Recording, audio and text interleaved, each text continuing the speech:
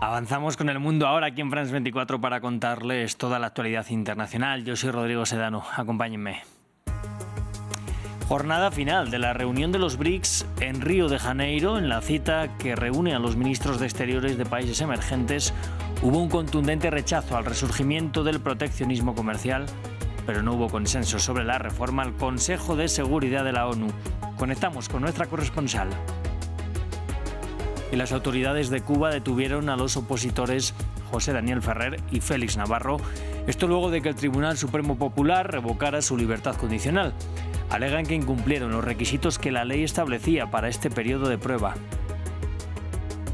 Y España sigue investigando las causas del masivo apagón de ayer. La empresa Red Eléctrica descarta un ciberataque, pero las autoridades del país examinan registros digitales. El presidente del gobierno español, Pedro Sánchez, dijo que los resultados de las pesquisas ayudarán a prevenir que esto vuelva a suceder.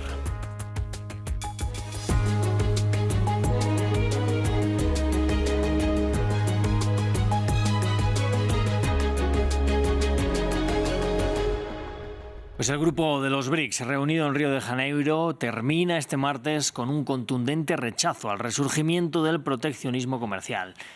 Esto en una clara respuesta a la guerra arancelaria de Donald Trump. Los ministros presentes discutieron la importancia del sur global en el multilateralismo, pero no hubo un acuerdo final conjunto. Para los detalles vamos a conectar con nuestra corresponsal Valeria Sacone.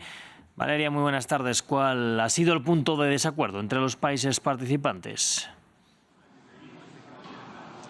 Básicamente la divergencia es de parte de Etiopía y de Egipto, que se oponen a que en caso de que finalmente un país africano pueda ser representado en el Consejo de Seguridad, sea Sudáfrica, que es uno de los miembros fundadores del bloque de los BRICS.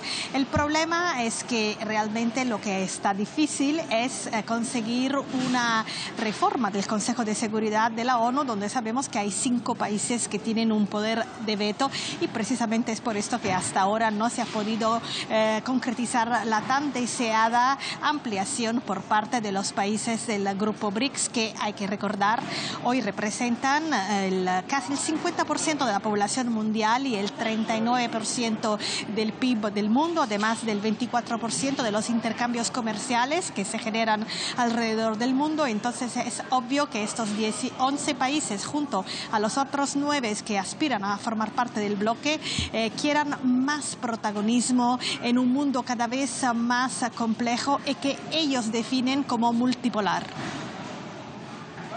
Bueno, y aunque no hubo declaración final conjunta, ¿qué sabemos, Valeria, de lo que ha podido ser acordado ahí en Río de Janeiro? Bueno, como tú bien mencionabas al principio del informativo, hay una condena de las medidas unilaterales de Estados Unidos, de los famosos aranceles, pero también hay un acuerdo sobre seguir haciendo un papel como BRICS en temas como la gobernanza de la inteligencia artificial, la lucha contra el cambio climático y también la salud global, especialmente luchar contra aquellas enfermedades consideradas dependiente de factores sociales, como puede ser el dengue o la malaria, o sea, enfermedades que podrían ser evitadas con más inversión. También se espera que los países más ricos, aquellos que contaminan más, puedan aportar más dinero a los fondos para combatir el cambio climático que los países que contaminan menos esperan. Por otra parte, este foro ha sido muy importante para las reuniones bilaterales. Ha habido una reunión hoy muy larga entre los ministros de Exteriores de Brasil y de China, tan larga que Mauro Vieira no ha podido estar presente en la foto de familia a principio de la reunión del día y ha venido caminando lentamente con su homólogo chino, lo que muestra una intimidad y también muchos asuntos a ser discutidos en un momento en que el presidente Lula está a punto de viajar a China, antes con escala en Rusia. Pues Valeria Sacone, desde Río de Janeiro, muchas gracias por el reporte. Nosotros vamos a seguir en el norte del continente americano porque el Partido Liberal del exgobernador del Banco Central de Canadá, Mark Carney, ha ganado las elecciones anticipadas de este lunes. Carney llegó al cargo el mes pasado tras la dimisión de Justin Trudeau y convocó estas elecciones anticipadas. El liberal se impuso a los conservadores, que venían con proyecciones positivas en las encuestas, con un discurso que emulaba las consignas de Donald Trump. Sin embargo, parece que la guerra comercial transformó sus proyecciones de victoria. Dacil Lanza nos amplía. El liberal Mark Carney se impuso a los conservadores que clamaban Canadá primero, emulando a Trump. Todo indica que luego de las elecciones de este lunes, el primer ministro, que asumió tras la renuncia en enero de Justin Trudeau, seguirá en el cargo. Su misión, dice, es mantener el crecimiento de la economía canadiense a pesar de la guerra comercial con su histórico aliado. Nuestra antigua relación con Estados Unidos, basada en una integración cada vez mayor, ha terminado. Estas son tragedias, pero también son nuestra nueva realidad. Carney, quien fue gobernador del Banco Central durante el crack financiero de 2008 y fue el primer no británico en gobernar el Banco de Inglaterra, no descarta buscar nuevos aliados. Cuando me reúna con el presidente Trump, será para hablar sobre la futura relación económica y de seguridad entre dos naciones soberanas. Y será con pleno conocimiento de que tenemos muchas otras opciones, además de Estados Unidos, para construir prosperidad para todos los canadienses. Los conservadores, liderados por Pierre Poilievre, con un estilo que fue asociado a Trump, durante meses lideraron las encuestas, pero decayeron luego de que el mandatario estadounidense impusiera aranceles a Canadá y amenazara con anexar el país. Sectores de la población comenzaron a boicotear productos de Estados Unidos e incluso a evitar viajar al país vecino.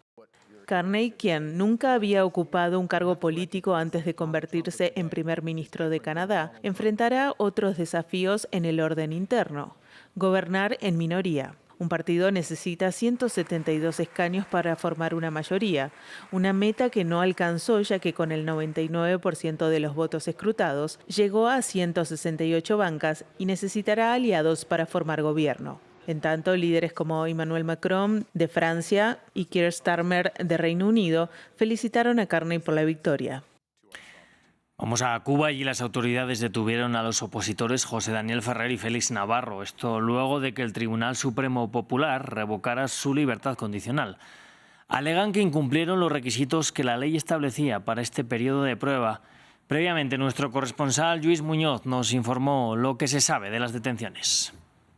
En un comunicado, la vicepresidenta del Tribunal Supremo de Cuba, Maricela Sosa, informó de la revocación de la libertad condicional para Félix Navarro y José Daniel Ferrer. Ellos son dos dirigentes históricos opositores cubanos. Ambos habían salido de prisión en enero tras un acuerdo entre el Vaticano y Cuba para la excarcelación de 553 presos de la isla.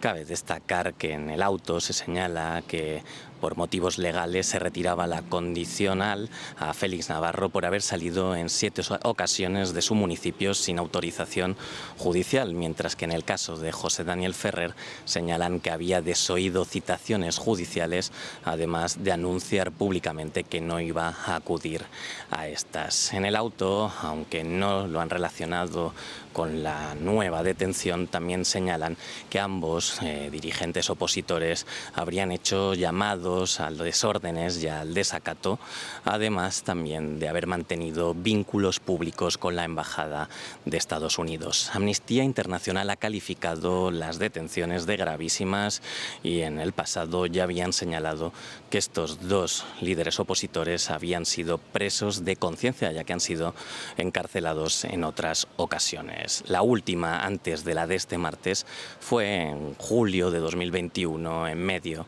de las mayores protestas que ha vivido Cuba en décadas. Y vamos a la península ibérica, porque en la práctica totalidad de España y Portugal ya se ha restablecido el suministro eléctrico. Esto, recordemos, tras el apagón masivo que dejó a ambos países sin electricidad durante horas ayer. La empresa Red Eléctrica Española descarta un ciberataque y el presidente del Gobierno, Pedro Sánchez, ha asegurado que exigirán responsabilidades pertinentes a los proveedores privados de energía. Portugal, por su parte, ha pedido una auditoría independiente. Nos lo cuenta Albert Naya. La resaca de un apagón que dejó a oscuras a 2 países. 5 segundos según los datos que dejaron al descubierto una vulnerabilidad energética aún desconocida. El día después, un gabinete de crisis al que asistió el rey en un gesto inusual y el momento para descartar fallos. No hubo un problema de exceso de renovables, como tampoco hubo un problema de falta de cobertura. No existen pruebas concluyentes, este es uno de los bulos que estamos viendo en las últimas horas, en los últimos minutos, para decir que el evento de ayer fue provocado por un ataque terrorista o por un experimento. Se van a hacer las reformas y se van a tomar las medidas necesarias para que esto no vuelva a suceder y, evidentemente, vamos a exigir las responsabilidades pertinentes a todos los operadores privados. Portugal ha pedido una auditoría independiente a la Unión Europea y señaló que se necesitan respuestas, dijeron, lo antes posible. A pie de calle, Lisboa revivía lo acontecido el día anterior. Trabajábamos, pero a media velocidad. No teníamos caja registradora o el terminal de pago electrónico. Por tanto, fue gas. Tirados en el suelo. En España, donde el problema se originó, era día de reencuentros. Pues un caos, porque estábamos allí desde ayer a las 6 de la tarde. Desde las 6 de la tarde, que llegamos con tiempo, ya 1 hora en un autobús hasta llegar a la estación de Chamartín. Y luego allí era un caos porque no te sabían decir nada, no había luz, no había cobertura, no podías hablar con tus familiares. La gente en el suelo, personas mayores con sillas de ruedas, con muletas, bebés. Punto final a una crisis cuya explicación sigue estando en el aire. Cambiamos de tercio, nos vamos hasta la Franja de Gaza. Este martes se ha conocido que Israel ha liberado al paramédico de la Media Luna Roja palestina, Asad al-Nasrallah. Es el único superviviente del ataque israelí en Rafah contra un convoy de la ONG en la que mataron a 15 trabajadores humanitarios el pasado 23 de marzo y llevaba detenido desde entonces. Un vídeo recuperado del móvil de uno de los muertos desmintió la versión inicial de Israel, en la que afirmaban que el convoy iba sin luces y sin identificar. También en el enclave palestino, la población en general y encargados de comedores comunitarios viven momentos críticos por el bloqueo de la ayuda humanitaria por parte de Israel, que lleva ya casi 2 meses. En tanto, distintas agencias de la ONU han denunciado la restricción al ingreso de suministros y aseguran que el asedio al enclave es un asesino silencioso. Casi 2 meses de bloqueo a la ayuda humanitaria en Gaza, la prohibición más prolongada desde el inicio de la guerra. En Nuseirat, esta mujer de 55 años se agolpa desde las 8 de la mañana en el comedor Tukié. Recibí esta comida después de 4 horas de estar de pie bajo el sol y estoy agotada. Dios conoce mi situación. Tomo mi medicación sin comer y a veces no la tomo porque debería tomarse con comida. Comemos esta comida todo el día y no es suficiente. Organizaciones denuncian el bloqueo de Israel desde el 2 de marzo. Ahora tenemos entre 70 y 80 comedores comunitarios funcionando en Gaza. La hambruna no es de hoy, sino desde el principio, pero ahora en 4 o 5 días estos comedores comunitarios cerrarán. La Agencia de Ayuda Humanitaria de la ONU en Gaza, la UNRWA, dijo que el viernes entregó sus últimas reservas a comedores comunitarios y este martes condenó el bloqueo israelí. El asedio a Gaza es un asesino silencioso. Tenemos poco más de 5.000 camiones con suministros vitales listos para llegar. Esta decisión está paralizando los esfuerzos humanitarios y está amenazando la vida y la supervivencia de los civiles. Cerca del 90% de la población del enclave fue desplazada, lo que la vuelve dependiente de la ayuda humanitaria, según la ONU. Durante casi 2 meses Israel ha bloqueado el acceso a alimentos, combustible, medicamentos y suministros comerciales, privando a más de 2 millones de personas de ayuda vital ante la mirada mundial. El lunes, la ONU informó de alrededor de 10.000 casos de desnutrición aguda infantil.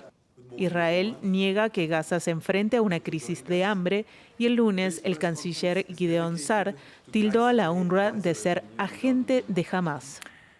Pasamos a Siria. Al menos 14 personas han muerto luego de intensos enfrentamientos entre un grupo de atacantes e integrantes de la minoría drusa en la ciudad de Jaramana, cerca de la capital. Esto, de acuerdo con los primeros reportes, los enfrentamientos fueron provocados por una supuesta grabación de un hombre druso maldiciendo al profeta Mahoma, lo que enfureció a los sunitas.